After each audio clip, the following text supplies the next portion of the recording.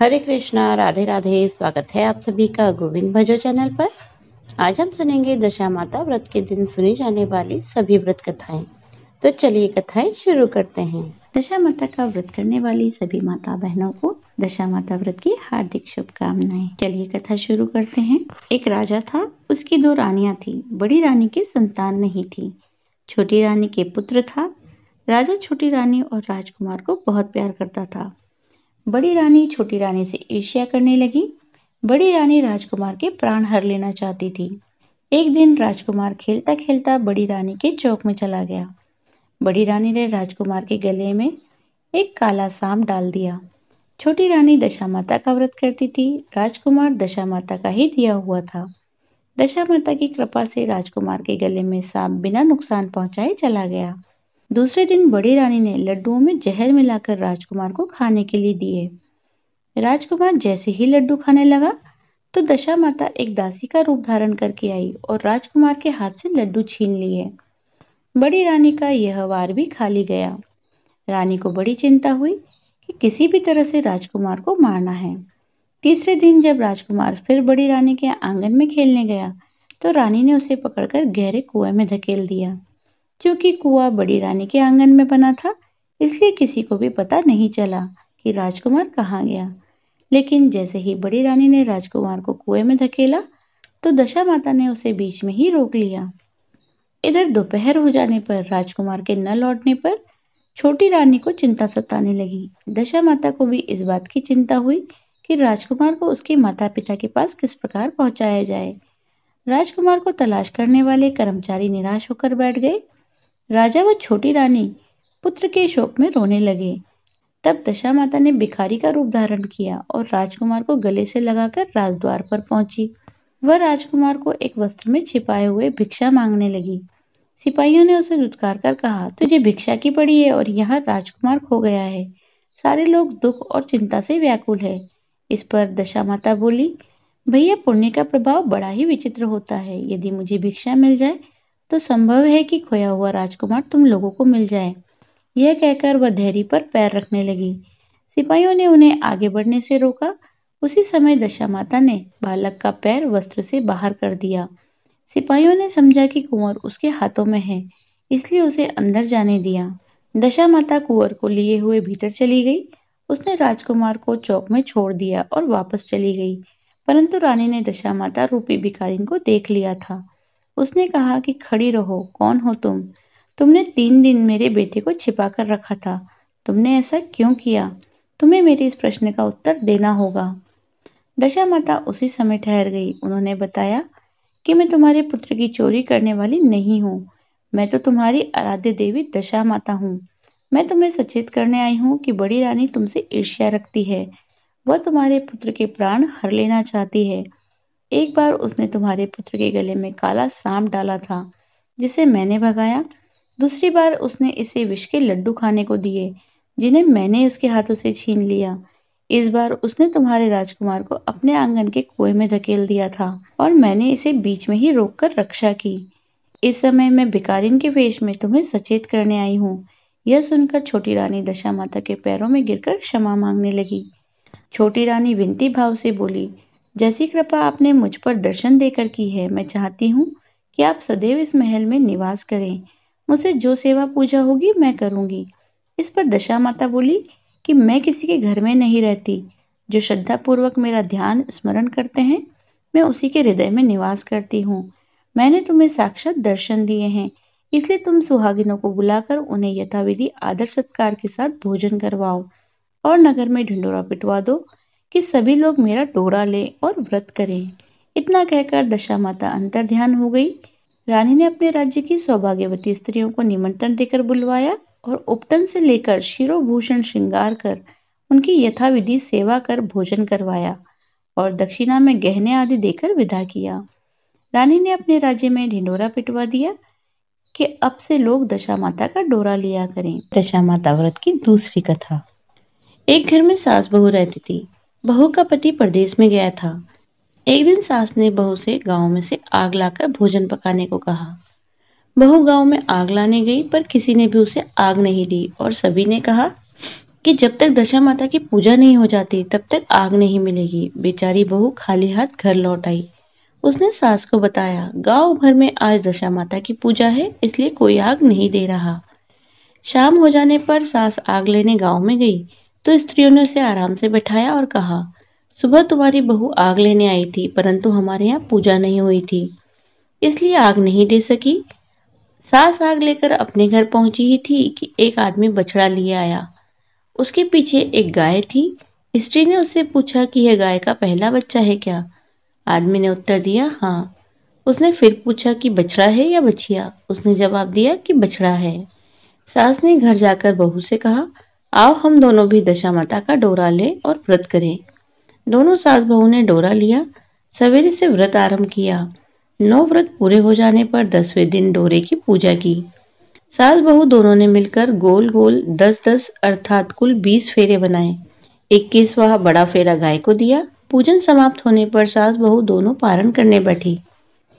उसी समय बुढ़िया के बेटे ने परदेश से लौटकर दरवाजे पर आवाज लगाई। आवाज सुनकर माँ ने मन में सोचा कि क्या हुआ, थोड़ी देर बेटा दरवाजे पर ही खड़ा रह जाएगा, मैं पारण करने के बाद दरवाजा खोलूंगी।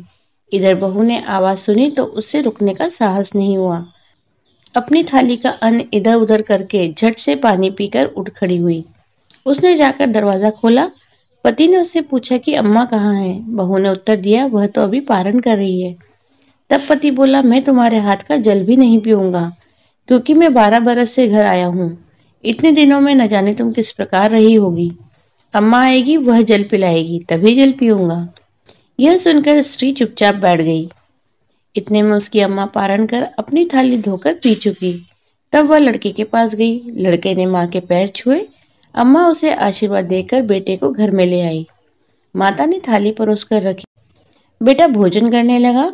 उसने हाथ में पहला ग्रास ही लिया था कि फेरों के वो टुकड़े जो बहू ने अपनी थाली में फेंके थे अपने आप बेटे के सामने आने लगे। बेटे ने माँ से पूछा, यह सब क्या हो रहा है? माँ बोली, मैं क्या जानूं, बहू जाने।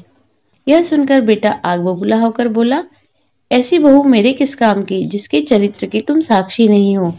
उसको मैं घर में नहीं रख सकता। इसे अभी घर से निकाल दो। यदि ये घर में रहेगी तो मैं घर में नहीं रहूंगा। माँ ने बेटे को व्रत के पारण का सब हाल बताकर हर तरह से समझाया, परंतु वह मानने को तैयार नहीं हुआ। वह यही कहता रहा कि इसे घर से बाहर करो, तभी मैं यहाँ रह सकता हूँ।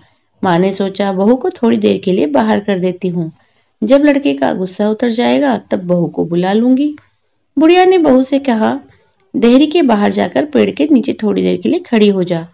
जब बहू पेड़ के नीचे खड़ी हुई तो पेड़ बोला, मुझसे हटकर खड़ी हो, मैं दशा माता के विरोधी को छाया नहीं दे सकता।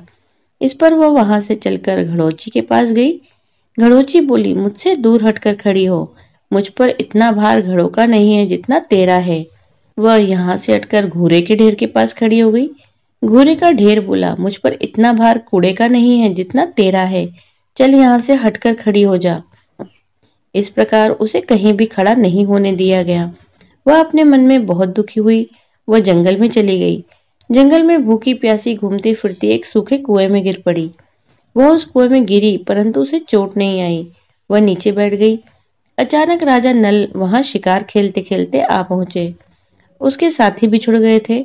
वह प्यास के कारण उस कुएं पर आया जिसमें वह स्त्री बैठी थी। राजा नल के भाई ने कुएं में पानी के लिए लोटा डाला तो उस स्त्री ने लोटे को पकड़ लिया। भाई ने नल से कहा कि इस कुएं में तो किसी ने लोटा पकड़ लिया है। तब राजा नल ने कुएं पर आकर कहा कि तुम यदि पुरुष हो तो मेरे धर्म के भाई हो, और यदि स्त्री हो तो मेरी धर्म की बहन हो। तुम जो भी हो बोलो, मैं तुम्हें बाहर निकालूंगा। स्त्री ने आवाज दी। राजा ने उसे बाहर निकाल लिया। तब हाथी पर बैठाकर राजधानी ले आया। महाराज को शिकार से लौटकर महलों की ओर आते देख सेवकों ने महारानी को महाराजा के आने की सूचना दी। सेवकों ने एक स्त्री को हाथी पर बैठा देखकर रानी को बताया, महाराजा एक नई रानी भी साथ ला रहे हैं। यह जानकर रानी बड़ी दुखी हुई। इतने में महाराज भी वहां आ पहुंचे। रानी ने हाथ जोड़कर विनती की, महाराज मुझसे क्या गलती हो गई थी जो मेरे रहते आपने दूसरा विवाह कर लिया? राजा नल ने हंसकर उत्तर दिया, वह तुम्हारी सौत नहीं है, ननद है, मेरी धर्म की बहन है। तुम्हें उसके साथ अपनी सगी ननद की तरह बर्ताव करना चाहिए।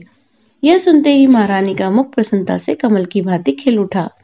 वह बोली, अब तक मैं ननद का सुख नहीं जानती थी, अच्छा हुआ जो मुझे भाग्य से ननद भी मिल गई। राजा ने उसका नाम मुंह बोली बहन रखा, उसके लिए अलग महल बनवाया। उसके दिन अब सुखपूर्वक बीतने लगे। एक दिन राजा की घोड़ी का बच्चा हुआ तो राजमहल की स्त्रियां बधाई गीत गाने लगी। मुंह बोली बहन ने अपनी दासियों से कहा, बाहर जाकर पता करो कि किस बात की बधाई गाई जा रही है। दासियों ने बताया, महाराजा की घोड़ी ने एक अच्छी घड़ी में एक उत्तम बछड़े को जन्म दिया है, उसकी बधाई गाई जा रही है। मुंह बोली बहन ने पूछा, क्या घोड़ी ने पहली बार जन्म दिया है? दासियों ने उत्तर दिया, हाँ। तब मुंह बोली बहन ने महारानी के पास जाकर कहा, आओ भाभी रानी, हम तुम दोनों दशा माता का डोरा लें। रानी ने पूछा, डोरा क्या चीज है, मुझे समझाओ। वह बोली, दशा माता के व्रत का यह नियम है कि पहले पहले जब गाय या घोड़ी का या स्त्री के प्रसव की खबर सुने तब डोरा लेकर व्रत आरंभ करते हैं। 9 व्रत करने के बाद 10वें दिन डोरे का पूजन करके विसर्जित करते हैं। इसी के साथ उसके पारण का भी नियम है। तब महारानी बोली, तुम्हारा व्रत तुमको फले। मैं पूड़ी और दूध की खीर खाने वाली रानी महारानी भला बनफेरा गोले की पपड़ी खाकर कैसे रह सकती हूँ? ऐसा खाना खाए मेरा दुश्मन। वह बोली, भाभी मुझे जो चाहे कह लो, परंतु व्रत के संबंध में कुछ मत कहो। मैं इस व्रत के उल्लंघन के कारण ही मारी मारी फिरती आपके देश में आई हूँ। महारानी ने उदासीनता के साथ कहा, मुझे क्या पड़ी है, तुम्हें जो अच्छा लगे वह करो, मैं मना तो नहीं कर रही हूँ।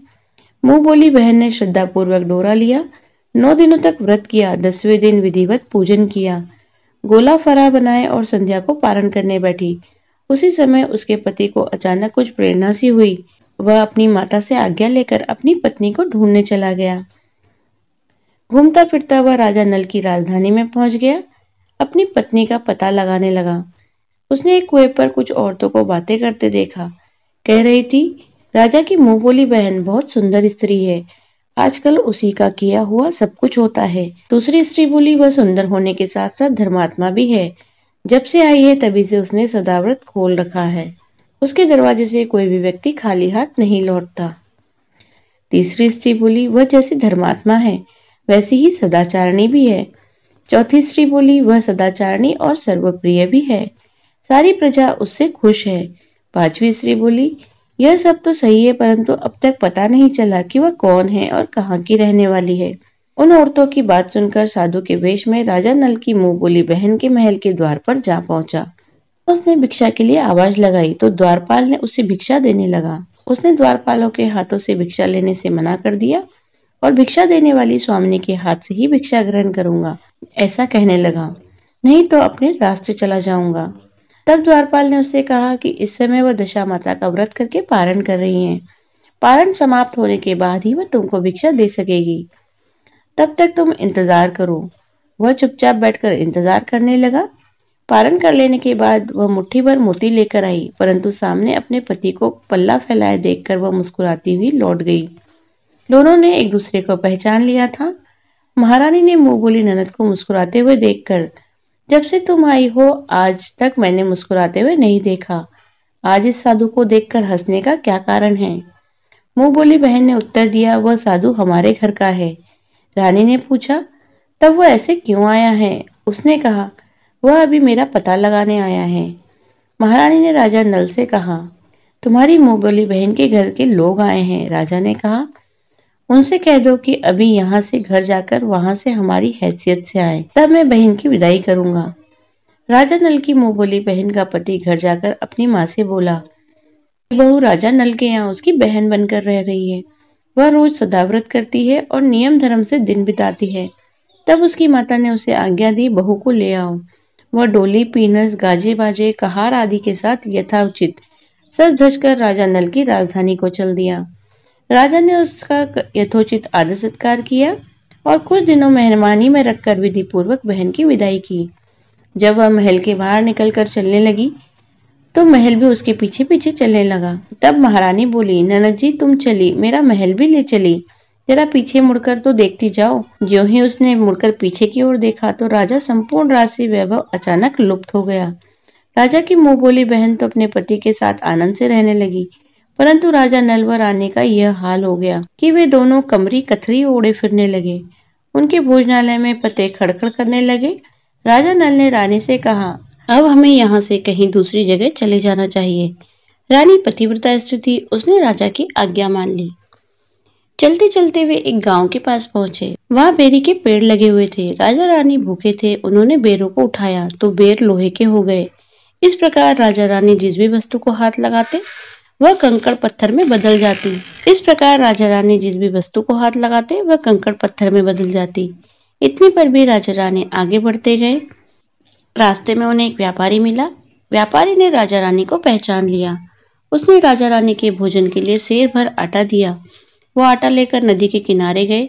वहां रानी भोजन बनाने लगी और राजा नल स्नान करने चले गए। उस नदी में मछुआरे मछलियां पकड़ रहे थे। मछुआरों ने राजा को 4 मछलियां दी। रानी ने मछलियां भूनकर रोटियां बना ली। राजा नल भोजन करने बैठे तो रोटियां ईंट में परिवर्तित हो गई और मछलियां उछलकर नदी में चली गई। वहां से चलकर राजा रानी अपनी मुंह बोली बहन के यहाँ गए। बहन को जब पता चला कि भाई भाभी आए हैं तो उसने सेवकों से पूछा, कैसे आए हैं? सेवकों ने कहा कि भिखारियों के हाल में आए हैं। यह सुनकर उसे बड़ी लज्जा आई। उसने राजा रानी को एक कुम्हार के यहाँ ठहरा दिया। शाम को थाल सजाकर बहन स्वयं भाभी से मिलने कुम्हार के घर गई। उसने भाभी के सामने थाल रखा तो भाभी ने कहा, इस थाली में जो कुछ भी है उसे कुम्हार के चक्के के नीचे रख दो और चली जाओ। ननद थाल का सामान चक्के के नीचे रखकर चली गई। थोड़ी देर में राजा ने आकर रानी से पूछा, कहो बहन आई थी क्या? रानी ने कहा, आई तो थी, पर जो कुछ लाई थी मैंने इस चक्के के नीचे रखवा दिया है। राजा ने वहां देखा तो वहां कंकड़ पत्थर के सिवा कुछ भी नहीं था। राजा को समझते देर न लगी कि यह सब बुरी दशा के कारण है। भला वो मेरे लिए कंकड़ पत्थर क्यों लाएगी? राजा रानी वहां से चलकर अपने मित्र के घर गए। मित्र को लोगों से पता चला तो उसने उनसे पूछा, कैसे आना हुआ? उन्होंने उत्तर दिया, भिखारियों के हाल में आए। मित्र ने दुखी होकर कहा, कोई बात नहीं, जैसे आए हो वैसे अच्छे, आखिर मित्र हैं, उन्हें महलों में ले आओ। मित्र ने उन दोनों का स्वागत किया, स्वादिष्ट भोजन कराया। एक कमरे में उनके लिए पलंग बिछवा दिया। उस कमरे में एक खूंटी पर 9 लक्खा हार टंगा था। आधी रात के समय राजा तो सो गए पर रानी जाग रही थी। रानी ने देखा कि हार वाली खूंटी के पास दीवार में एक मोर का चित्र बना हुआ है। मोर धीरे धीरे हार को निगल रहा है। रानी ने राजा को जगाकर वह दृश्य दिखाया। राजा ने सोचा, यहाँ से चुपचाप भाग चलना चाहिए, नहीं तो सवेरे चोरी का कलंक लगेगा। तब मित्र को क्या मुंह दिखाएंगे? बेचारे राजा रानी उठकर जंगल की तरफ चले गए। दोनों चलते चलते दूसरे राजा की राजधानी में पहुंच गए। वहां अतिथि और भिक्षुओं को सदावत दिया जाता था। वे दोनों भी सदावत लेने गए, परंतु उस समय सदावत बंद हो चुका था। वहां के अधिकारियों ने कहा, यह लोग न जाने कहाँ के अभागे हैं, आए हैं कि इन्हें देने के लिए कुछ भी नहीं बचा, फिर भी इन्हें एक मुट्ठी चने दे दो। उन्होंने इस प्रकार अनादर और कड़वी बातों सहित दान लेना अस्वीकार कर दिया। वे दानाध्यक्ष की निंदा करते हुए बोले, ऐसी कंजूसी है तो सदावत देने का नाम ही क्यों करते हो? दाना अध्यक्ष बोला, यह तो बड़ा घमंडी भिक्षुक लगता है, भीख भी मांगता है और गाली भी देता है, इनको हवालात में कैद कर दो। इस प्रकार दोनों को एक कोठरी में बंद कर दिया गया। एक मुट्ठी चने दोनों को खाने के लिए मिलने लगे। जिस कोठरी में राजा रानी को बंद किया गया था उसी के पास आम रास्ता था। एक जमादार राजा की घुड़साल साफ कर उसी रास्ते से निकला करती थी। एक दिन वह बहुत देर से निकली। रानी उससे पूछने लगी, आज तुम्हें इतनी देर कैसे हो गई? वह बोली कि राजा की घोड़ी को बछड़ा हुआ था, उसकी टहल में देर हो गई। रानी ने पूछा कि घोड़ी का पहला प्रसव है क्या? जमादारनी ने बताया, पहली बार। रानी ने पूछा, बछड़ा हुआ है या बछड़ी? जमादारनी ने बताया कि बहुत अच्छा बछड़ा हुआ है। यह सुनकर रानी ने राजा से कहा, एक बार मैंने तुम्हारी मुंह बोली बहन के डोरे का अनादर किया था, उसी दिन से हमारी दशा बदल गई। मैं आज दशा माता का डोरा लेना चाहती हूँ। राजा ने कहा, परंतु यहाँ पूजन की सामग्री कहाँ से आएगी? उसके नियम धर्म का पालन कैसे होगा? रानी ने उत्तर दिया, दशा माता ही सब कुछ करेगी, मैं तो उन्हीं का नाम लेकर डोरा लेती हूँ, फिर जो होगा देखा जाएगा। रानी ने तार राजा की पगड़ी से और एक तार अपने आंचल से लेकर अपना डोरा तैयार किया। उसी समय से व्रत करने लगी। थोड़ी देर में वहां राजा अपनी घोड़ी को देखने के लिए उसी रास्ते से निकला।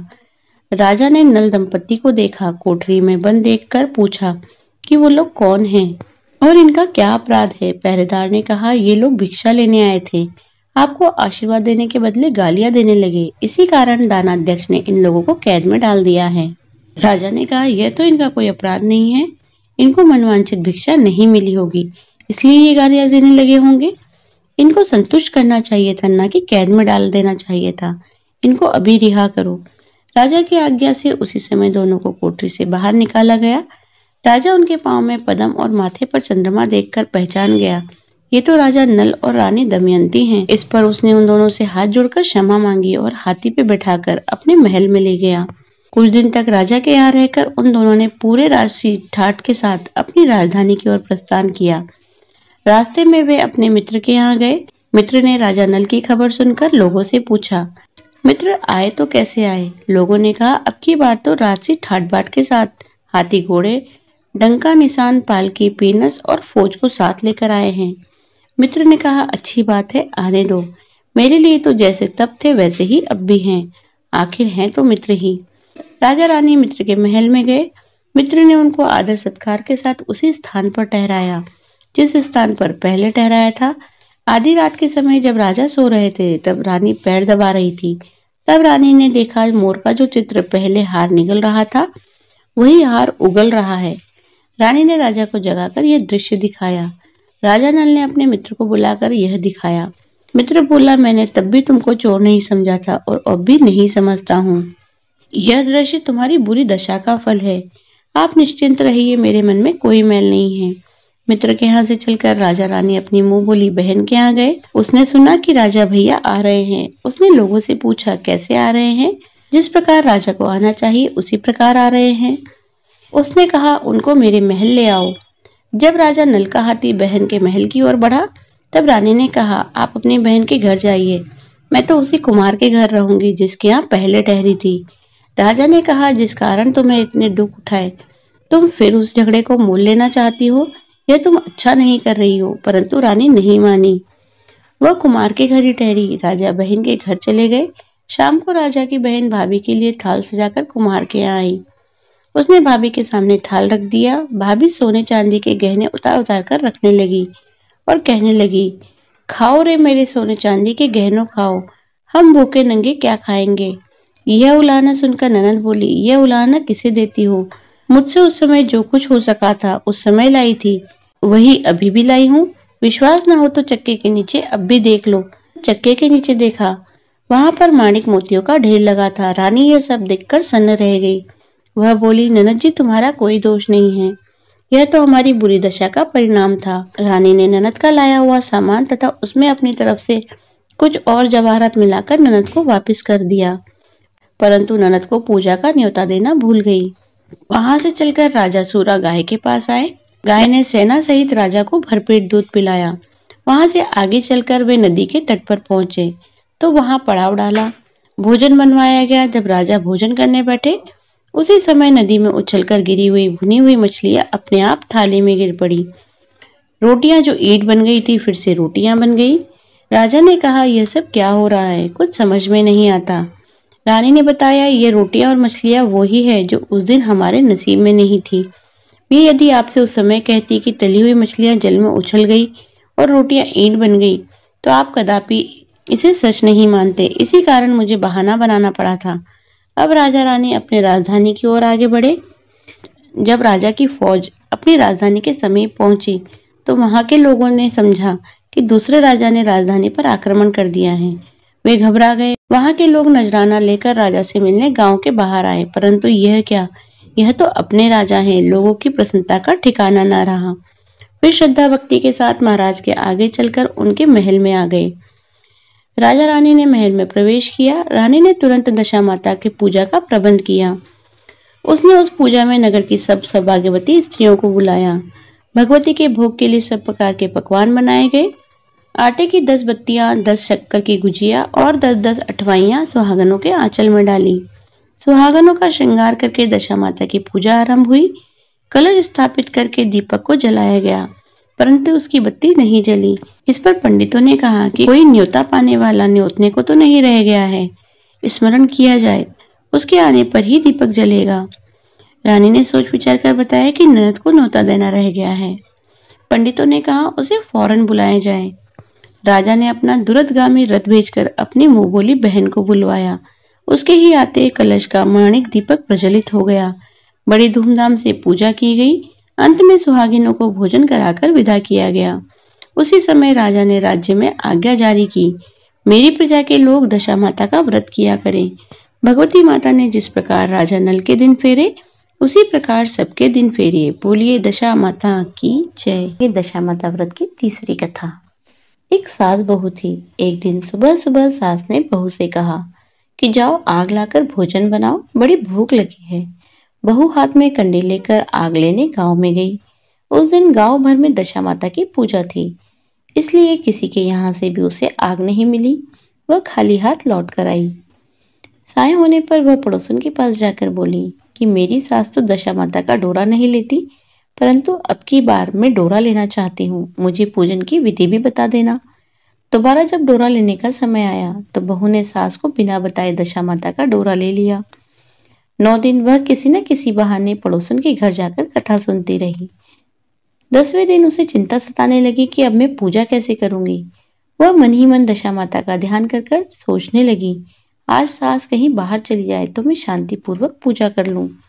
दशा माता की कृपा से सास बहू से बोली, मैं आज खेतों में जा रही हूँ, यदि मुझे आने में देर हो जाए तो तुम मेरे लिए खाना खेत पर ले आना।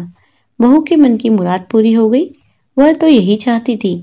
उसने सास से कहा कि आप निश्चिंत होकर जाइए, घर का सारा काम मैं निपटा लूंगी। सास के जाते ही बहू ने स्नान कर दशा माता की पूजा की। इसके बाद वह पूजा की सामग्री मिट्टी के गोले में रखकर उसे सिलाने के लिए ले जा ही रही थी कि उसकी सास खेतों से वापस आ गई। सास को देखकर बहू ने जल्दी से उस गोले को मटकी में छिपा दिया। उसने सोचा कि उचित समय आने पर गोले को दही से निकालकर विसर्जित कराऊंगी। सास ने आते ही बहू से कहा, तुम मुझे खाना देने क्यों नहीं आई? अब तक क्या कर रही थी? बहू ने कहा, आज मैंने सर के बाल धोए थे, उनके सूखने में देर लग गई, इस कारण भोजन बनाने में देर हो गई।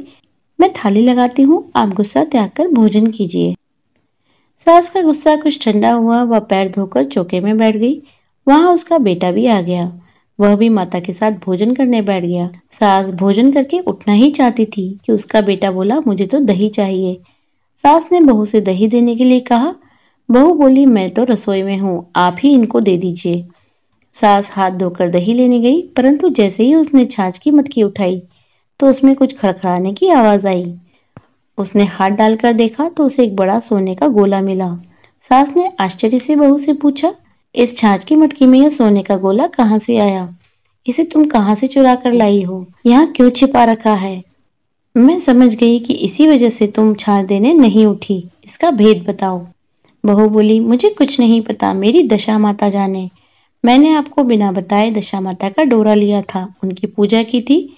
आपके आ जाने के कारण मैं डोरे को विसर्जित करने नहीं जा सकी।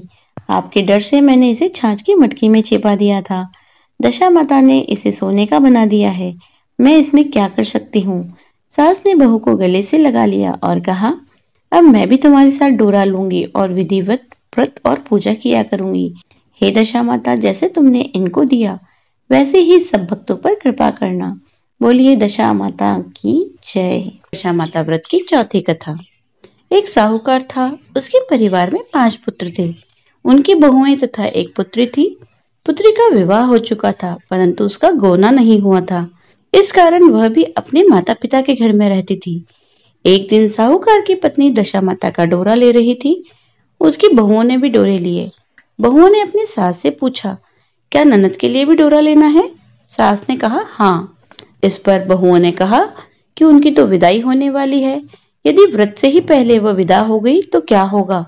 सास ने उत्तर दिया, मैं व्रत का सारा सामान साथ में रख दूंगी, वह अपने ससुराल में पूजा कर लेगी। ऐसा ही हुआ। उसके ससुराल से लेने उसका पति आ गया।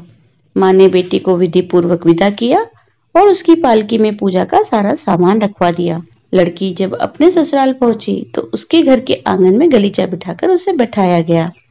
आस पड़ोस की महिलाएं नई बहू को देखने आने लगी। सब उसकी सुंदरता और गहने कपड़ों की तारीफ करने लगी। किसी की निगाह उसके गले में बंधे डोरे पर पड़ गई। वह बोली, बहू की माँ बड़ी टोटके वाली है। सबकी निगाहें उसकी बात सुनकर बहू के गले में पड़े डोरे पर पड़ी। सभी स्त्रियां डोरे के बारे में अपनी अपनी राय प्रकट करने लगी। शाम को सास ननद देवरानी जेठानी घर की सभी स्त्रियां भी उसी डोरे की चर्चा करने लगी। सब डोरे की निंदा कर रही थी। सुबह से शाम तक डोरे के बारे में सुनते सुनते बहू का दिमाग खराब हो गया।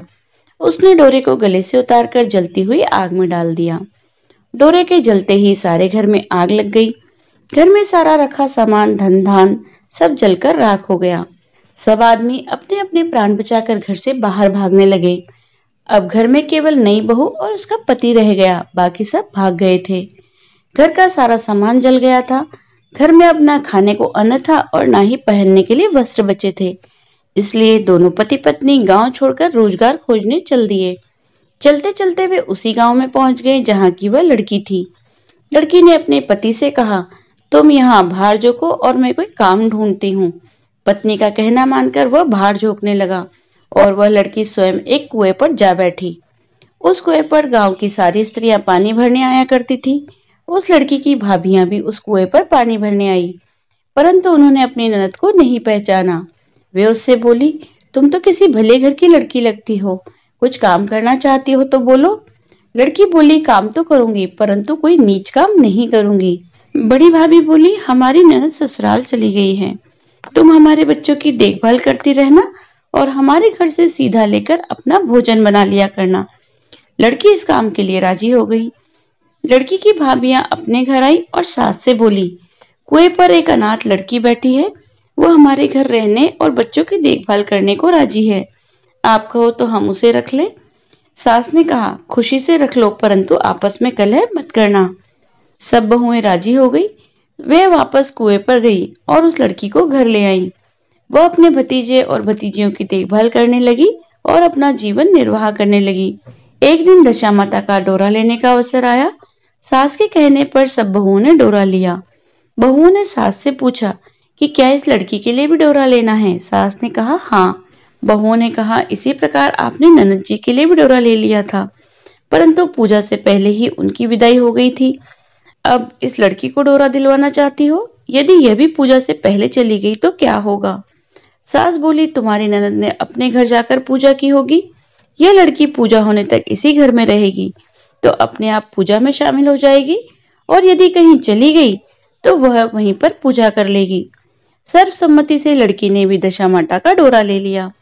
9 दिनों तक वह दशा माता की कथा तथा व्रत पूजन में शामिल होती रही। 10वें दिन लड़की की माता व बहुओं ने सर से स्नान किया। घर में चौका लगाया गया तथा पूजन की तैयारी होने लगी। लड़की बहुओं से बोली, यदि कोई पुराना कपड़ा मिल जाए तो मैं भी स्नान कर लूं। बहुओं ने अपनी सास से पूछकर अपनी ननद की साड़ी उस लड़की को दे दी। अपनी पुरानी साड़ी लेकर वह स्नान करने गई। उसने सर से स्नान करके साड़ी पहनी और घर आ गई। घर पर पूजा आरंभ हो गई। वह जैसे ही पूजा के पास आकर बैठी तो बहुओं ने कहा, यह तो हमारी ननद जैसी लगती है। इस पर सास ने नाराज होकर कहा, तुम्हारे मन में जो आता है बोलती रहती हो, पूजा के समय भी चुपचाप नहीं बैठा जाता। चुप रहो और मुझे कथा कहने दो, तुम्हारी बातों से कथा में विघ्न पड़ रहा है। बहुएं चुप हो गई। घर की सब स्त्रियों ने पारण किया, लड़की ने भी पारण किया। इसके बाद स्त्रियां एक दूसरे का सिर गूंथने लगी। एक ने लड़की का सिर गूंथना शुरू किया। वह बोली, जैसी गूंथ इसके सिर में है वैसी गूंथ हमारे ननद के सिर में थी। सास ने नाराज होकर कहा, तुम मेरी बेटी की तुलना इस लड़की से क्यों करती हो? सास ने बहू को तो डांट दिया परंतु उनकी बात उसके मन में घर कर गई। उसने लड़की से कहा, आज रात मेरे पास सोना। रात को जब बहुएं सो गई तो उसने लड़की से पूछा, तुम्हारे पीहर में भी कभी कोई था? उसने जवाब दिया, मेरे 5 भाई और भाभियां थी, आप जैसे माता पिता थे। उसने फिर पूछा, क्या हुआ? लड़की बोली, पीहर में मैंने दशा माता का डोरा लिया था, उसके पूजन से पहले ही मुझे ससुराल के लिए विदा होना पड़ा। ससुराल पहुंचकर मेरे गले में पड़े डोरे को देखकर वहां की स्त्रियां हंसी उड़ाने लगी। तब मैंने उस डोरे को आग में जला दिया। उस डोरे के साथ सारा घर जलकर भस्म हो गया। सब लोग भाग गए और हम दोनों भागकर इस गांव में आ गए। उसकी माँ ने पूछा कि तुम्हारा पति कहाँ है? लड़की ने कहा, वह भड़बूजे के यहाँ बाहर झोंकता है। दशा माता के प्रकोप से हमारी ये हालत हो गई है। वह समझ गई कि यह लड़की और कोई नहीं उसकी बेटी ही है। तब उसने अपने 5 बेटों को बुलाकर कहा कि यह तुम्हारी छोटी बहन ही है। सवेरा होते ही माता के कहने पर पांचों भाई भड़भुंजी के यहाँ से अपने बहनोई को लेकर आ गए। उनको स्नान करवाया, उत्तम वस्त्र पहनने को दिए। कपड़े पहनकर वह सुंदर साहूकार दिखाई देने लगा। वह कुछ दिन ससुराल रहकर अपने घर चला गया। घर पहुंचकर उसने देखा कि सब लोग पहले की तरह सुखपूर्वक रह रहे हैं। इसके बाद वह अपने ससुराल आया और अपनी पत्नी को विदा कराकर घर ले गया। वह अपनी दशा पर विचार करती हुई जा रही थी। मार्ग में एक नदी पड़ी। उस नदी में स्नान करके अप्सराएं दशा माता का डोरा ले रही थी। उनके पास एक डोरा बच गया। वह अप्सराएं बोली, यदि इस डोली में कोई उच्च वर्ग की स्त्री हो तो उसे ये डोरा दे दें। उन्होंने डोली के पास जाकर पता किया। वो डोरा उस लड़की को दे दिया। जब लड़की अपनी ससुराल पहुंची तो सास थाल सजाए, ननद कलश लिए और देवरानी जिठानी अन्य मांगलिक वस्तुएं लिए उसका स्वागत करने के लिए खड़ी थी। नेक दस्तूर हो जाने के बाद लड़की को आसन पर बैठाया गया। आसन पर बैठने के बाद लड़की ने कहा, आप लोगों ने पहली बार दशा माता के डोरे के लिए अपशब्द कहे थे, जिसका फल ये हुआ कि घर के सब लोग बिछुड़ गए तथा घर का धन धान्य जलकर स्वाहा हो गया। बड़ी मुसीबत उठाने के बाद अब अच्छे दिन आए हैं। आप में से कोई भी अब मेरी दशा माता के डोरे की निंदा करने की भूल ना करे। जब मेरा व्रत पूरा होगा तब श्रद्धा पूर्वक हम पूजा करेंगे। सबने खुशी खुशी उसकी बात मान ली। 9 दिन तक व्रत चलता रहा।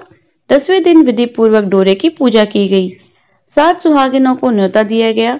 उनका श्रृंगार करके आंचल भरा गया। इस प्रकार दशा माता का पूजन समाप्त हुआ। हे दशा माता, जिस प्रकार उस लड़की के दिन फेरे वैसे ही सब पर दया करना। बोलिए दशा माता की जय। दशा माता व्रत की 5वीं कथा। एक राजा की 2 रानियां थी। राजा की प्यारी रानी को लक्ष्मी कहा जाता था और दूसरी रानी को रानी होने पर भी कुलक्ष्मी कहा जाता था। एक दिन लक्ष्मी रानी क्रोधित होकर लकड़ी का पाटा ले मलिन कपड़े पहनकर कोप भवन में जा लेटी। राजा ने लक्ष्मी से पूछा, तुम कोप भवन में क्यों पड़ी हो? तुम क्या चाहती हो? रानी बोली, कुलक्ष्मी को देश निकाला दिया जाए। कुलक्ष्मी रानी थी, इसलिए उसे निकाला देने से राजा की बदनामी होने का डर था। इसलिए रानी को पीहर छोड़कर आने की बात सोची गई। राजा ने पटरानी को एक रथ में सवार करवाया और स्वयं घोड़े पर चढ़कर रथ के साथ चलने लगा। एक पीहर जंगल में पहुंचकर राजा ने रथ को रुकवाया। पालकी ढोने वाले को वहां से हट जाने को कहा गया। राजा रानी को उस जंगल में छोड़कर घोड़े पर सवार होकर अपने महल में आ गया। कुलक्ष्मी को बाट जोते जोते रात बीत गई। वह रथ से उतरकर पानी की तलाश में चल दी। रानी ने आसपास पानी खोजा, परंतु उसे कोई जलाशय दिखाई नहीं दिया। रानी ने एक सारस के जोड़े को उस तरफ जाते देखा। रानी कुलक्ष्मी सारस के जोड़े के पीछे चल दी। चलते चलते वह एक नदी के किनारे पहुंच गए। रानी ने शौच आदि से निवृत्त होकर उसी नदी में स्नान किया और जल पीकर अपनी प्यास बुझाई। उस समय कुछ अन्य स्त्रियां भी स्नान कर रही थी। स्नान करने के बाद उन स्त्रियों ने दशा माता का डोरा लिया। उनके पास एक डोरा बच गया। उन्होंने रानी से डोरा लेने का अनुरोध किया। रानी डोरा लेकर अपने रथ में आकर बैठ गई। दशा माता ने रानी की परीक्षा लेने के लिए एक बुढ़िया का वेश धारण किया और उसके रथ के पास आई। वह रानी से बोली, बेटी, यहाँ बैठी बैठी क्या कर रही हो? रानी ने बुढ़िया से कहा, पहले तुम बताओ कि तुम कौन हो? बुढ़िया ने उत्तर दिया, मैं तुम्हारी मौसी हूँ। तब रानी उसे गले लगाकर रोने लगी। उसने अपनी विपदा भरी सारी कहानी मौसी को बता दी। अंत में रानी ने बुढ़िया से कहा, अब मुझे केवल तुम्हारा ही सहारा है, मेरी रक्षा करो। दशा माता की कृपा से उस जगह एक माया का शहर बस गया। रानी के भाई भाभी आदि सारा मायका वहां प्रकट हो गया। रानी ने अपने पीहर वालों के साथ मिलकर 9 दिन दशा माता की कथा कहानियां सुनी। 10वें दिन डोरे की पूजा होनी थी। उस दिन सवेरे उठकर दशा माता ने रानी से कहा, नदी में स्नान कराओ, तुमको वहां स्वर्ण कलश मिलेगा, तुम उसे ले लेना और जो डोली तुम्हें लेने आए उसमें बैठ जाना। किसी से ये मत पूछना कि यह डोली किसकी है। रानी ने नदी में स्नान किया। वह स्नान करके बाहर आई तो उसे 2 स्वर्ण कलश नदी के किनारे रखे मिले। उन्हीं के पास रेशमी वस्त्र रखे थे। उन वस्त्रों को रानी ने पहन लिया और वह चलने को तैयार हुई तो उसे डोली आती दिखाई दी। वह डोली में बैठ गई और अपने घर पहुंच गई। घर पहुंचकर उसने माया के परिवार की सब महिलाओं सहित दशा माता के डोरे की पूजा की। सुहागिनों को भोजन करवाया। इसके बाद उसने पारण किया। अब रानी अपने पीहर में आनंद पूर्वक सबके साथ मिलकर रहने लगी। इधर कुछ समय बाद राजा को रानी कुलक्ष्मी का ध्यान आया। राजा ने विचार किया कि जिस दिन से मैं रानी को जंगल में छोड़कर आया हूँ, तब से उसका कोई समाचार नहीं मिला। चलकर देखना चाहिए कि रानी कुलक्ष्मी का क्या हाल है। मंत्रियों ने राजा को समझाया कि अब रानी से मिलना आपके लिए ठीक नहीं होगा, परंतु राजा ने मंत्रियों की बात पर कोई ध्यान नहीं दिया। वह घोड़े पर सवार होकर उसी स्थान पर जा पहुंचा जहां उसने रानी को छोड़ा था। राजा ये देखकर बड़ा आश्चर्यचकित हुआ कि यहाँ तो सघन वन था, परंतु यहाँ अब रमणीक बस्ती बसी हुई है। राजा ने लोगों से पूछा, यह कौन सी नगरी है? लोगों ने उसे बताया कि यह कुलक्ष्मी का नगर है। अब तो राजा के आश्चर्य का कोई ठिकाना ही न रहा। वह बार बार सोच रहा था कि क्या यह नगर मेरी पटरानी कुलक्ष्मी द्वारा बसाया गया नगर है। रानी ने कुलक्ष्मी के महल के पास जाकर सूचना भिजवाई कि उनसे अमुक देश के राजा मिलना चाहते हैं। रानी ने राजा को पहचान कर मिलने से मना कर दिया, परंतु मौसी ने उसे समझाया कि हिंदू धर्म में तो पति को परमेश्वर माना जाता है। तुम्हारे लिए यही उचित है कि तुम यथाशक्ति उनका आदर सत्कार करो। मौसी के कहने पर रानी कुलक्ष्मी ने राजा को महल में बुलवाया। दोपहर को राजा को भोजन पर बुलाया गया। राजा के साथ एक नाई भी था। रानी कुलक्ष्मी राजा और नाई को भोजन करवाने लगी। पहली बार रानी ने नाई की थाली में भोजन परोसा तो नाई ने रानी के पैर पर एक छींटा लगाया। रानी इस भेद को नहीं समझ सकी कि नाई ने उसके पैर पर रायते का छींटा क्यों मारा। रानी दूसरी बार पोशाक बदल कर आई। राजा मन में सोचने लगा, यहाँ तो बहुत सी रानियां हैं, सबकी शक्ल एक जैसी है, मैं अपनी रानी को कैसे पहचानूंगा। डेरे आकर राजा ने नाई से कहा, यहाँ तो कई रानियां हैं, मैं अपनी रानी को कैसे पहचानूंगा। नाई बड़ा चतुर था। वह बोला, रानी तो एक ही है, परंतु वह पोशाक बदल बदल कर हमारे सामने आ रही थी। राजा ने नाई से पूछा, तुम्हें कैसे पता चला कि रानी एक ही है? नाई बोला, मैंने उनके पैर पर रायते का छींटा मारा था। वह 3 बार कपड़े बदलकर हमारे सामने आई, परंतु वह छींटा उनके पैर पर 3 बार लगा हुआ था। अगले दिन रानी ने राजा को अपने महल में बुलवाया। राजा को अपनी मेज पर बिठाकर खाने के लिए एक पान का बीड़ा दिया। पान खाकर राजा पलंग पर लेट गया और रानी उनके पैर दबाने लगी। राजा ने रानी से अपने किए के लिए क्षमा मांगी और रानी को अपनी राजधानी में चलने को कहा। रानी ने कहा, आप मुझे किस मुंह से चलने को कह रहे हैं? आपने तो मुझे जंगल में अकेला छोड़ दिया था। आप तो अपनी दूसरी रानी के कहने में आकर मेरा परित्याग कर चुके हैं। यह तो मेरी मौसी का किया हुआ है, उसी के कारण यह सब वैभव मुझे प्राप्त हुआ है, वरना आप तो मेरा सर्वनाश कर चुके थे। राजा ने रानी को बहुत समझाया। तब रानी बोली कि मैं केवल एक शर्त पर आपके साथ चल सकती हूँ। आप मेरी मौसी से वरदान मांगे कि यह नगरी आपकी राजधानी के पास पहुंचा दे, जिससे जब मेरा मन चाहे मैं आपके पास रहूं, जब जी चाहे तो मौसी के दिए हुए महल में चली जाऊं। मेरी मौसी बड़ी दयालु है, संभव है कि वह हमारी बात मान जाए। राजा ने दशा माता मौसी से प्रार्थना की। मौसी ने राजा की बात मानकर दोनों शहर को पास पास स्थापित कर दिया, मानो एक दूसरे के ही भाग हो। राजा ने दशा माता की कृपा का फल जानकर शहर में ढिंडोरा पिटवाया कि उसकी प्रजा दशा माता की पूजा किया करे। उस दिन से राजा रानी सुखपूर्वक रहने लगे। भगवती दशा माता ने जिस प्रकार कुलक्ष्मी पर दया करी, वैसी ही दया सभी भक्तों पर करे। बोलिए दशा माता की जय। दशा माता व्रत की छठी कथा। एक राजा था, उसकी रानी कोमलांगी थी, अर्थात फूलों से भी ज्यादा कोमल थी। वह फूलों की शैया पर शयन करती थी। एक दिन फूलों के साथ कच्ची कली भी आ गई। कच्ची कली के कारण उसे रात को नींद नहीं आई। वह करवटें बदलती रही।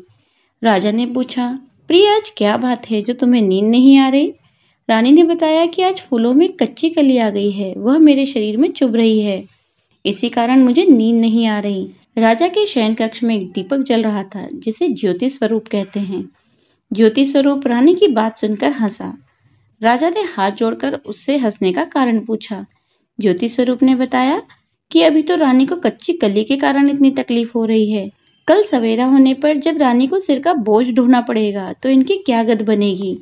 राजा ने पूछा कि क्या मेरे जीवित रहते ऐसा संभव है? तब ज्योति स्वरूप ने उत्तर दिया, हाँ संभव है, तुम्हारे जीते जी संभव है। ज्योति स्वरूप की बात सुनकर राजा ने मन में सोचा कि देववाणी कभी असत्य नहीं होती, होनी को कौन टाल सकता है। रानी को अवश्य बोझा ढोना ही पड़ेगा।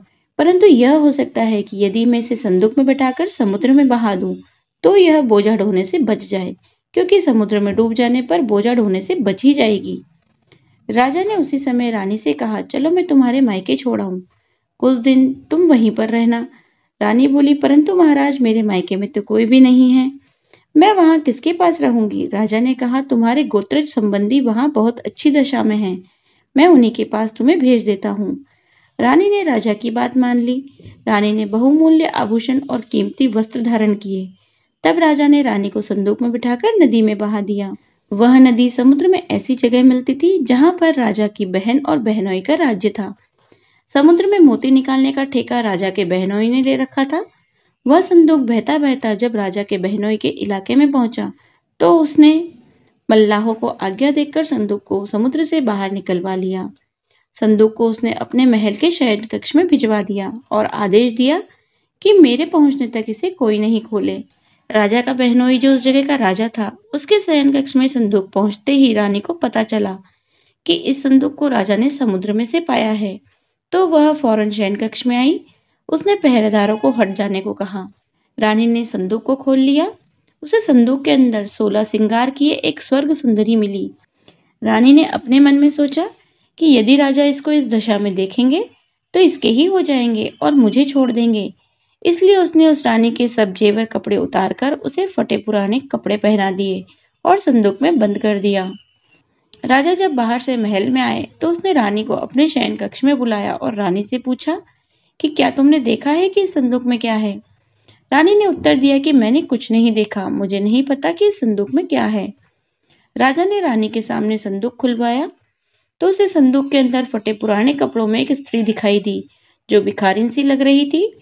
रानी ने कहा, यह कोई भिखारिन लग रही है, इसको कारखाने में भिजवा दिया जाए, वहां लकड़ी ढोकर अपना जीवन निर्वाह करती रहेगी। राजा ने रानी के कहे अनुसार उसे कारखाने में भिजवा दिया। एक दिन रानी की सहेलियां नदी में स्नान करके दशा माता का डोरा ले रही थी। उनके पास एक डोरा बच गया। वे सोच रही थी कि इस डोरे को किसे दिया जाए। उसी समय लकड़ी ढोने वाली रानी वहां आ गई। उन्होंने उसे रोककर पूछा, बहन, हमारे साथ दशा माता का डोरा ले लो। रानी ने कहा कि मुझे डोरा लेने में कोई हर्ज नहीं है, परंतु मेरे पास तो खाने भर को भी नहीं है, मैं इस डोरे की पूजा कैसे करूंगी? वे बोली कि तुम इस बात की चिंता मत करो, हम रोज इस जगह पर स्नान करने आया करेंगी। 9 दिन तक हम यहाँ कथा कहेंगी और तुम भी रोज आकर कथा में शामिल हो जाया करना। 10वें दिन पूजा होगी, तब दशा माता चाहेगी तो तुम्हारी दशा बदल जाएगी। रानी ने दशा माता का ध्यान कर डोरा ले लिया।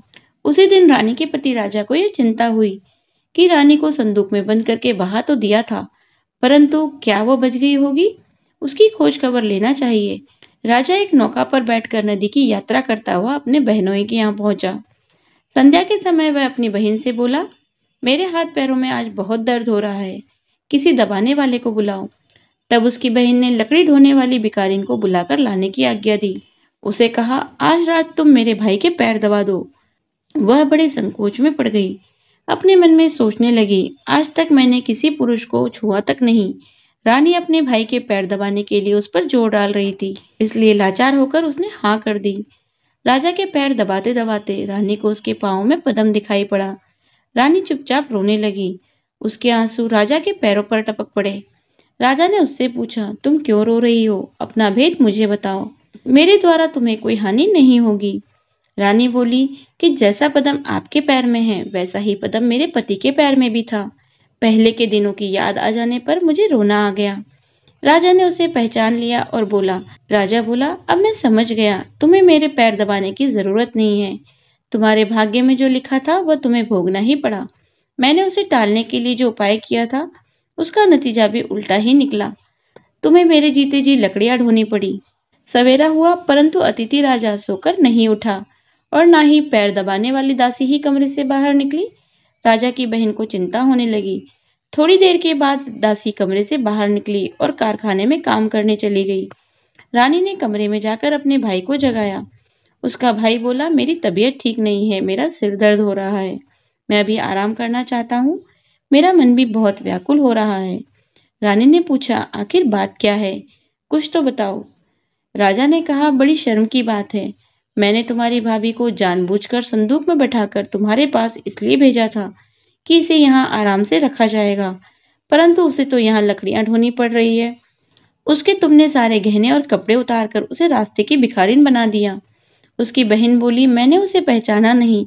उसने दासियों को भेजकर उसे चुपचाप अपने पास बुला लिया। उसके आने पर बहन ने अपनी भाभी से माफी मांगी और उसके पैर पकड़ लिए। कुछ दिनों तक राजा अपने बहन बहनोई के रहकर रानी को साथ लेकर राजधानी लौट आया। रानी ने अपने महल में पहुंचकर सुहागिनों को न्योता भेजा। बड़े धूमधाम से दशा माता के डोरे की पूजा की गई। नगर में ढिंडोरा पिटवाया गया कि आज से अमीर गरीब सब दशा माता का डोरा लिया करे और श्रद्धा पूर्वक पूजा किया करे। जिसके पास पूजन पारण के लिए धन की कमी हो तो वो महल से आकर ले जाया करें। हे दशा माता, जिस प्रकार रानी के दिन फेरे वैसे ही सभी के दिन फेरना, सभी की दशा ठीक करना। बोलिए दशा माता की जय। दशा माता व्रत की 7वीं कथा। एक वृक्ष पर नर और मादा 2 पक्षी रहते थे। उनके कोई संतान नहीं थी। अन्य पक्षी मादा पक्षी को बांझ कहकर घृणा करते थे। मादा चिड़िया के बच्चे न होने के कारण वह बहुत दुखी रहती थी। एक दिन वह अपनी स्थिति पर विचार करती हुई अकेली नदी पर पानी पीने गई। वहां पर स्त्रियां दशा माता का डोरा ले रही थी। उनका एक डोरा बच गया था। उन्हें कोई उच्च वर्ग की स्त्री दिखाई नहीं दी जिसे वह डोरा दे देती। उन्होंने सोचा कि इस चिड़िया के गले में इस डोरे को बांध देते हैं। यह यहाँ रोज आकर कथा सुन लिया करेगी। इसे पूजन की विधि बता देंगे तो यह भी पूजन के दिन पूजा कर लेगी। तदनुसार उन्होंने चिड़िया के गले में दशा माता का डोरा बांध दिया और उसे समझा दिया कि प्रतिदिन 9 दिनों तक यहाँ आकर कहानी सुन लिया करो। 10वें दिन 21 गेहूं के दाने लेकर उनमें से एक दाना दशा माता के नाम से नदी में डाल देना और बाकी 20 दाने तुम स्वयं खा लेना। चिड़िया ने 9 दिनों तक नियम पूर्वक दशा माता की कहानी सुनी। 10वें दिन स्त्रियों द्वारा बताई गई विधि के अनुसार डोरा एवं एक गेहूं का दाना नदी में डालकर पारण किया। कुछ दिनों बाद उस चिड़िया के भी बच्चे हो गए। अन्य चिड़ियाओं को बड़ा आश्चर्य हुआ कि इसके तो बच्चे नहीं होते थे, अब बच्चे कैसे होने लगे। वह चिड़िया बोली, जब मुझे बच्चे नहीं होते थे तो तुम सब मुझे बांझ कहकर दुत्कारती थी। अब मुझे दशा माता की कृपा से बच्चे होने लगे। चिड़ियों के पूछने पर उसने दशा माता के डोरा लेने का सारा हाल कह सुनाया और पूजा की विधि का भी वर्णन सुना दिया। तब से जंगल की सारी चिड़िया दशा माता का व्रत करने लगी। बोलिए दशा माता की जय। दशा माता व्रत की 8वीं कथा। पुराने समय की बात है। एक घर में एक देवरानी जेठानी थी। वे दोनों निसंतान थी। वे मेहनत करके पेट पालती थी। दोनों व्रत पूजन कुछ भी नहीं करती थी। एक दिन दोनों प्रातःकाल गांव में आग लेने गई। उस दिन गांव में दशा माता का पूजन था, इसलिए उन्हें किसी के यहाँ से भी आग नहीं मिली। आग न मिलने पर जेठानी देवरानी से बोली, आज हम दोनों का भी व्रत होगा। शाम को आग मिलने पर ही रसोई बन पाएगी, तभी हम भोजन कर सकेंगे। शाम हो जाने पर जेठानी अपनी पड़ोसन के यहाँ से आग लेने गई। पड़ोसन ने उसे आदर पूर्वक बिठाया। जेठानी ने पड़ोसन से पूछा, दशा माता का पूजन करने से क्या होता है। पड़ोसन ने बताया, जिस बात की इच्छा करके डोरा लिया जाता है वह इच्छा पूर्ण होती है। जेठानी यह बात सुनकर पड़ोसन से बोली, अगली बार जब डोरा लेना हो तो मुझे भी बताना, मैं भी डोरा लूंगी। जेठानी जैसे ही आग लेकर घर से बाहर आई तो उसे गाय चरकर आती दिखाई दी। ग्वाला पीछे आ रहा था। उसके कंधे पर एक बछड़ा था और गाय बछड़े को चाटते हुए चल रही थी। पड़ोसन ने ग्वाले से पूछा, तुम्हारी गाय के पहली बार प्रसव हुआ है क्या। ग्वाले ने बताया कि हाँ। पड़ोसन ने फिर पूछा, गाय ने बछड़ा दिया है या बछिया। ग्वाला बोला, बछड़ा है। यह जानकर पड़ोसन जेठानी से बोली, घर जाकर दशा माता का डोरा ले लो। 9 दिन तक व्रत रखकर कथा सुनना तथा 10वें दिन सिर सहित स्नान करके पूजन करना। दशा माता चाहेगी तो 10 दिन के भीतर ही तुम्हारी मनोकामना पूर्ण हो जाएगी। जेठानी ने घर जाकर सारी बातें देवरानी को बताई। दोनों ने दशा माता से मनौती मांगी, यदि हम दोनों की संतान होगी तो हम सुहागिनों को न्योता देंगे। दोनों ने दशा माता का डोरा ले लिया। दशा माता की कृपा से डोरे की पूजा से पहले ही दोनों देरानी जेठानी गर्भवती हो गई। 9 महीने 9 दिनों के बाद दोनों के यहाँ 2 लड़कों ने जन्म लिया। बालकों के नामकरण संस्कार के बाद देरानी ने जेठानी से कहा, हमने जो सुहागिनों को न्योता देने की मनौती मांगी थी उसे अब पूरा करना चाहिए। जेठानी ने कहा कि ऐसी भी क्या जल्दी है, जब लड़कों का अन्नप्राशन संस्कार होगा तब सुहागिनों को न्योता देंगे। जब लड़कों का अन्नप्राशन संस्कार हुआ तब देरानी ने जेठानी से सुहागिनों को न्योता देने की बात कही, परंतु जेठानी ने बात को टाल दिया। लड़कों के मुंडन संस्कार पर सुहागिनों को न्योता देंगे। होते होते कुछ समय बाद लड़कों का मुंडन संस्कार भी हो गया। देवरानी ने जेठानी को सुहागिनों के न्योतने की बात कही। जेठानी बोली, लड़कों की सगाई के समय ही सुहागिनें न्योतेंगी। लड़के बड़े हो गए, उनकी सगाई भी हो गई, परंतु जेठानी ने अब की बार भी सुहागिनों को नहीं न्योता। जेठानी बोली, जिस दिन लड़कों के फेरे होंगे उस दिन सुहागिनों को न्योता देंगे। इस पर देवरानी बोली, बहन तुम्हारी जब इच्छा हो तब सुहागिनों को न्योता देना, परंतु मैं तो लग्न के दिन ही सुहागिनों को न्योता दूंगी। देवरानी ने लग्न के दिन ही सुहागिनों को न्योता दिया, परंतु जेठानी ने कुछ भी परवाह नहीं की। लग्न के बाद पूजा करके दोनों दूल्हे बारात सजाकर बैंड बाजे सहित ब्याहने चल दिए। देवरानी के बेटे का विवाह बड़े धूमधाम से सकुशल पूर्ण हो गया, परंतु जेठानी ने सुहागिनों को न्योता नहीं दिया था, इसलिए दशा माता ठीक फेरों के समय उसे उठाकर ले गई। दूल्हे के सहसा गायब हो जाने के कारण वर कन्या दोनों पक्षों में हाहाकार मच गया। उसकी बारात खाली हाथ लौटकर घर आई, परंतु लड़की की माता बड़े संकट में पड़ गई। इस अब्याही लड़की से कौन विवाह करेगा? पड़ोस की चतुर सुहागिनों ने लड़की की माता को समझाया कि ब्याह का जो सामान बचा है उस सामान को लड़की के हवाले कर दिया जाए। लड़की भिखारियों को सदाव्रत देने लगी। एक दिन एक साधु तीर्थ यात्रा करता हुआ वहां आया।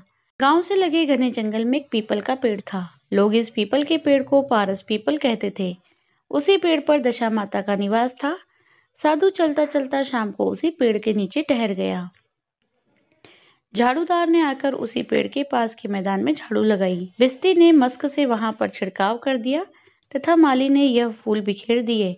तब अनेक देवता अनेक प्रकार की पोशाक पहनकर आने लगे तथा स्थान पर बैठने लगे। सबसे बाद में स्वर्ग के राजा इंद्र का सिंहासन उतरा। इसी के साथ स्वर्ग की अप्सराएं आकर सिंहासन के चारों ओर नाचने लगी। उसी समय अधब्याहे लड़के को गोद में लेकर दशा माता पीपल के पेड़ से नीचे उतरी। इंद्र के साथ स्वर्ग से एक सुरा गाय भी आई थी। उसने 2 गिलास दूध दिया। लड़के ने अधब्याही के भाग का 1 गिलास अलग रख दिया, दूसरे गिलास का दूध पी लिया। जब तक अप्सराओं का नाच गाना होता रहा तब तक दशा माता लड़के को गोद में लेकर बैठी रही। प्रातःकाल होते ही देवताओं का दरबार भंग हो गया। साधु भी वहां से चलकर गांव में आ गया। साधु महाराज गांव में भिक्षा मांगते मांगते अधब्याही लड़की के घर पर पहुंचे। लड़की ने आदरपूर्वक साधु को बिठाया और भोजन तैयार किया। लड़की ने 3 पत्तल परोस कर रखी। पहली पत्तल अधब्याहे अपने पति के लिए रखी, दूसरी पत्तल बाबा जी के सामने रखी और एक पत्तल अपने सामने रखी। बाबा ने अपने आप कहा, वाह, जो बात मैंने रात को देखी थी वही बात यहाँ देख रहा हूँ। लड़की ने पूछा, क्या बात है बाबा जी? साधु बाबा ने बात टालते हुए कहा, हम बैरागी लोग ऐसी अनेक बातें कहते रहते हैं, तुम्हें ऐसी बातों से क्या मतलब? तुम तो भोजन करो और भगवान का भजन करो। लड़की ने हट पकड़ ली। उसने कहा, जब तक आप अपनी बात का खुलासा नहीं करेंगे तब तक मैं भोजन नहीं करूंगी। इस पर भी साधु बाबा चुप रहे। तब लड़की बोली, आप साधु हैं और मैं सती हूँ। आप या तो अपने कथन को स्पष्ट कीजिए कि आपने रात में क्या देखा, नहीं तो मैं आपको श्राप दूंगी। तब साधु बाबा ने रात का सारा किस्सा कह सुनाया। यह सुनकर लड़की ने बाबा के साथ पीपल के पेड़ के पास जाने का निश्चय किया। साधु बाबा आगे आगे चले और लड़की पीछे पीछे चलती रही। साधु बाबा लड़की को पारस पीपल के पास छोड़कर चले गए। संध्या होने पर नित्य की तरह जमादार ने झाड़ू लगाई, स्त्री ने अपनी मस्क से पानी का छिड़काव किया और माली ने फूल बिछाए। देवताओं के राजा इंद्र आए। अप्सराओं का नाच गाना प्रारंभ हुआ। उसी समय दशा माता पीपल के पेड़ से उतरकर दरबार में बैठ गई। लड़के ने सुरा गाय का दूध लिया और 1 गिलास अधब्याही लड़की के लिए रख दिया। जैसे ही लड़के ने दूध का गिलास मुंह पर लगाया, त्यों ही लड़की दूसरा गिलास हाथ में लेकर वर के सामने आ गई। वह बोली, मैं अपना भाग लेने के लिए उपस्थित हूँ, मेरे लिए क्या आज्ञा है? मैं सेवा करने के लिए तैयार हूँ। तब लड़का बोला, मैं इस तरह से तुमसे नहीं मिल सकता, मैं दशा माता की सेवा में रहता हूँ। मुझे अभी दरबार में जाकर दशा माता की गोद में बैठना होगा। यदि तुम्हें मुझसे प्यार है तो दशा माता को प्रसन्न करके उनसे मुझे अपने लिए मांग सकती हो, तब मैं तुम्हारा हो सकता हूँ। लड़का दूध पीकर दशा माता की गोद में जाकर बैठ गया। लड़की अप्सराओं के साथ नाचने गाने लगी। जब सवेरा हुआ तो दशा माता ने इस नई लड़की को बुलाकर पूछा कि तुम कौन हो? तुम्हारे नाचने से मैं बहुत प्रसन्न हुई, जो कुछ मांगना है मांग लो। लड़की ने दशा माता से वचन ले लिया कि मैं जो कुछ मांगूंगी वह आप मुझे प्रदान करेंगी। तथास्तु कहने के बाद लड़की ने दशा माता से अपने लिए अपने पति को पकड़कर कहा, मुझे यही चाहिए। दशा माता ने कहा, तूने मांगा तो बहुत, परंतु मैं वचन दे चुकी, इस कारण तेरे पति को तुझे वापस देती हूँ। राजा इंद्र ने पूछा कि भगवती यह सब क्या राज है, मैं इस राज को जानना चाहता हूँ। तब दशा माता ने बताया, यह लड़का मेरे वरदान से ही प्राप्त हुआ था और इसकी माता ने मनौती मांगी थी कि लड़का पैदा होने पर मैं सुहागिनों को न्योता दूंगी, परंतु उसने अभी तक अपना वचन पूरा नहीं किया। इस कारण मैं इस लड़के को विवाह मंडप से उठा लाई थी। यह लड़की इसकी अद्ब्याही पत्नी है और पतिव्रता है। पतिव्रता होने के कारण यह देव समाज में पहुंचकर मुझसे अपना पति मांग रही है। दशा माता के ऐसे वचन सुनकर इंद्र सहित सब देवताओं ने वर वधू के ऊपर पुष्पों की वर्षा की। तब तक साधु बाबा भी वहां पर आ गए। साधु बाबा दूल्हा और दुल्हन को साथ लेकर गांव की ओर चल पड़े।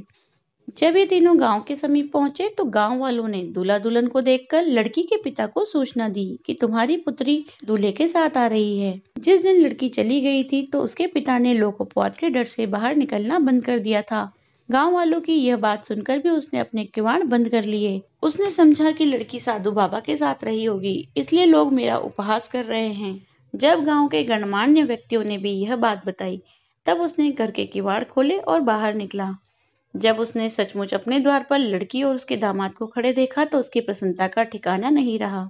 लड़की के पिता ने इस खुशी के मौके पर बहुत दान पुण्य किया और फिर से विवाह की तैयारियां की।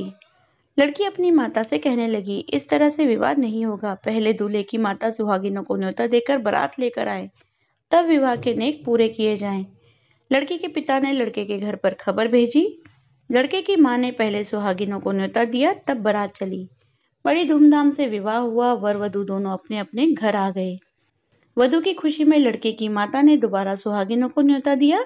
उसी समय से विवाह के दिन वर के घर पर सुहागिनों को न्योता देने की प्रथा चली आ रही है।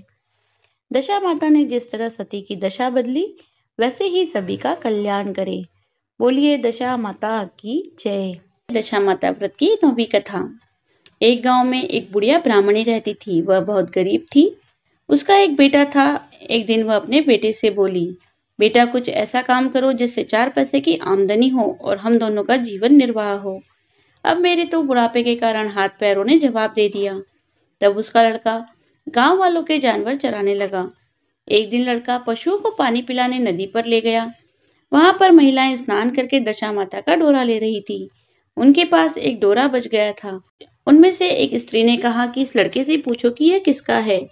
तब एक स्त्री ने लड़के के पास जाकर पूछा, तुम्हारे घर में कौन कौन है?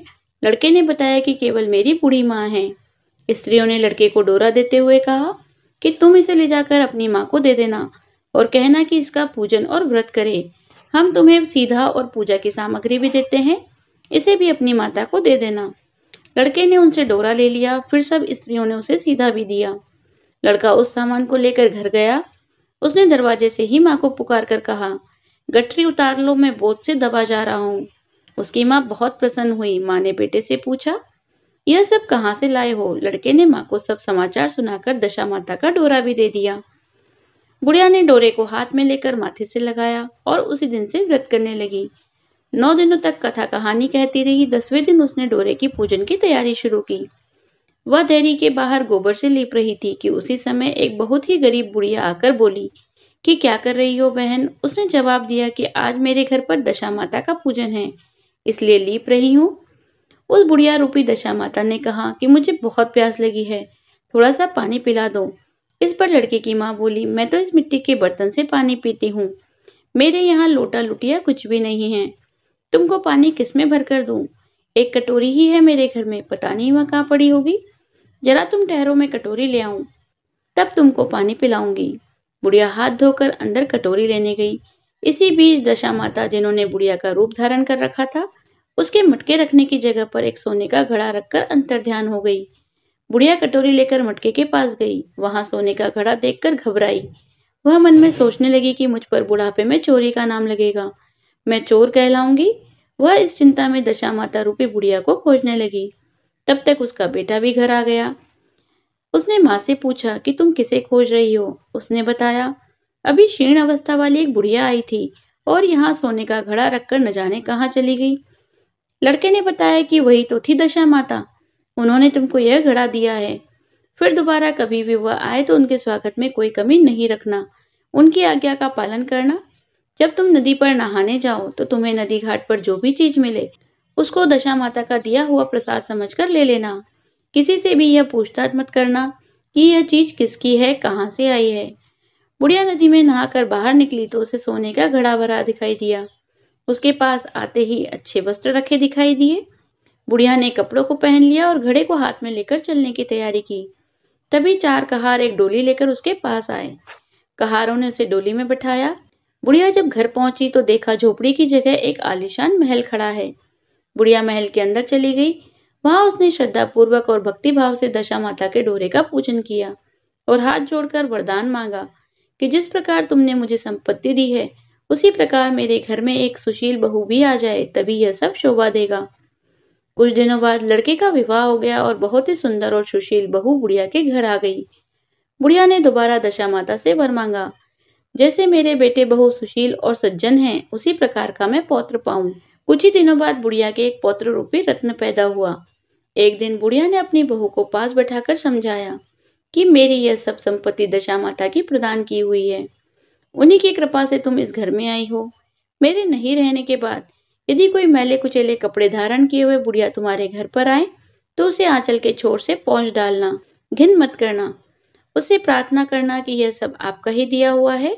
जब भी दशा माता का डोरा लेना हो तब तुम उसको अवश्य लेना और श्रद्धा पूर्वक उसका पूजन करना। और जब भी तुम्हारे ऊपर संकट के बादल घिर आए तो सुहागिनों को न्योतना। दशा माता की कृपा से तुम्हारी सब इच्छाएं पूरी होंगी। कुछ दिनों बाद बुढ़िया का स्वर्गवास हो गया। दशा माता ने सोचा कि बुढ़िया के घर चलकर देखना चाहिए कि उसकी बहू सास के वचनों का पालन करती है या नहीं। एक दिन दशा माता